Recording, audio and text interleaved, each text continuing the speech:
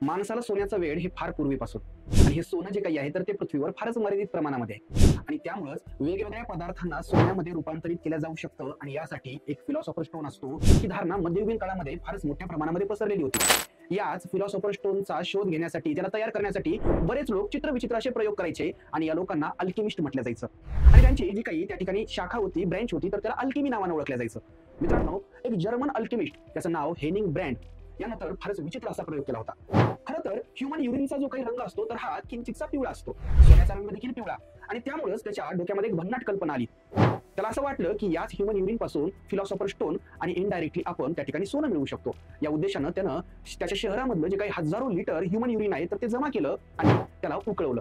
साहजिकच शेवटी जे काही राहिलं, आफ्टर इव्हॅपोरेशन जे काही राहिलं तर तो फिलॉसॉफर स्टोन आहे असं त्याला वाटत होतं, पण प्रत्यक्षामध्ये त्याच्या या कृतीमधून कंपाऊंड पासून एलिमेंट पहिल्यांदा अलग करता आला आणि तो एलिमेंट जो काही होता तर तो फॉस्फरस।